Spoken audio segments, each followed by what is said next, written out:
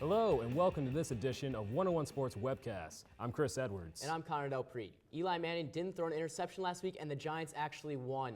That's a bigger surprise than Roger Goodell showing up for press conferences. Here are your quick hitters. Last Saturday, Jameis Winston was given a fourth-quarter suspension after the initial two-quarter sentencing against Clemson for using inappropriate language at a recent student union.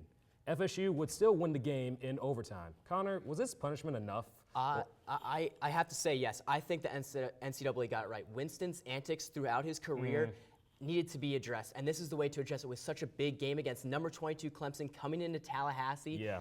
Winston could have elevated his Heisman hopes because he hadn't been playing that well this year. This is a game where he elevates his Heisman hopes. He had to sit on the sidelines and watch Sean McGuire put in an okay performance. This is the perfect way. Here's where I disagree with you a little bit. The one-game suspension, that was a no-brainer for me. I don't even know why they consider a two-quarter thing.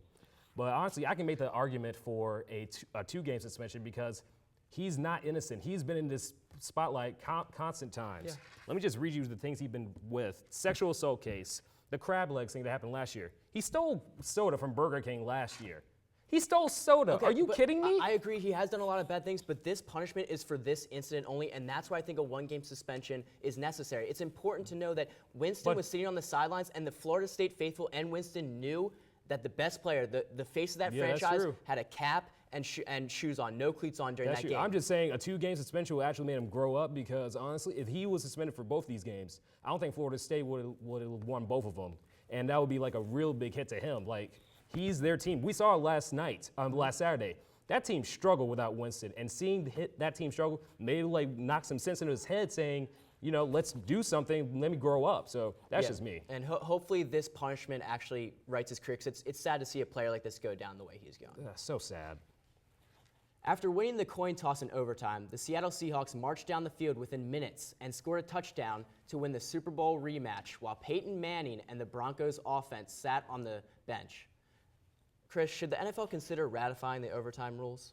I think they should because we see it in the playoffs and they in college football as well. They do this thing where each team has a chance at least. The only thing I have against that is not all teams are going to be like Seattle. They're not all going to march down the field and then win the game. There's going to be instances where that team's going to struggle, and then the other team will go and march down the field, and then you just have a back and forth. And see, I do agree. I think the overtime rule should be ratified, but I think it shouldn't be a game-by-game basis. It should just be in general because these current rules put a heavy emphasis on a coin toss. Peyton Manning brings his team back from the jaws of death, a 14-point deficit in the fourth quarter. That's These true. teams fought so hard to get to overtime, and now all of a sudden Peyton Manning can't play in overtime. It's like a movie director taking out Denzel Washington. You don't take out the big-time names in a big-time scene. No, you want a clutch player playing in a clutch moment. I think the NFL missed a huge clutch moment due to these overtime rules. Honestly, they should do this. That's just my only fear is the extended gameplay. It may make it a little bit longer, but if they can do a little ratifying of that, I'm totally fine for this because it's not fair. You just mentioned it's not fair to Peyton Manning. He literally brought him back, and he can't even get on the field. There's two parts of a football team: offense and defense. The Broncos brought it back with their offense, and they couldn't prove it with their offense in overtime that they were the better team. Yep, it's a shame. What if I told you that there's a sports franchise that spends more money than the New York Yankees? Well, it's recently released that Spanish great Real Madrid has $603 million in debt, yet they're still one of the highest spending teams in the world. Connor, does FIFA need to do something like put on sanctions on Real Madrid, or should they just let it go? Absolutely, Chris. This isn't even one of the only soccer clubs that has this kind of deal. I can guarantee you Manchester United, Chelsea, absolutely. Barcelona, they all have these problems. This reminds me of a case of a teenage guy or girl taking their parents' credit card and spending whatever they want with no thought. You would think when they sent away Ozil and they sent away players like that, maybe they're trying to get rid of their debt. But no, they signed James Rodriguez, Gareth Bale, Toni Kroos. It seems like they don't care how much money they spend as long as they can stay competitive in what is a really competitive La Liga. But at this point, they're just spending too much money. It becomes unfair to other teams. It's ridiculous. So let me just give you some numbers. So the Yankees spent about $500 million last year. If you're spending more than the Yankees, you have a problem. You have a spending Paris Hilton, Kim Kardashian kind of spending problem. FIFA needs to do something about this. I don't know what they need to do. Sanctions definitely be on my high list. It's not like this just happened all of a sudden. I can tell you one thing, that last week they didn't just all of a sudden become $600 million. No, this has been a recurring thing. It's been a recurring thing even since they brought Cristiano Ronaldo over. It's a recurring thing, and FIFA needs to do something about it to keep the little credibility credibility that FIFA has left. I mean, they don't have any credibility at all. You know, this would be a huge step for them if they could step in and put it to Real Madrid. Yeah, it would help. Is the Black Mamba trying to make a splash overseas? NBA star Kobe Bryant recently revealed his serious intentions to buy and become a part-time owner of an Italian soccer club, Bologna FC. Bryant played soccer in Italy when he was a kid, and he is still an avid fan of the sport today. Do you think it's time for Kobe to end his career and move into a managerial position, or do you think it's just an athlete being bored in the offseason? He is bored out of his mind. Are you kidding me right now? Like, here's one thing that I know about Kobe.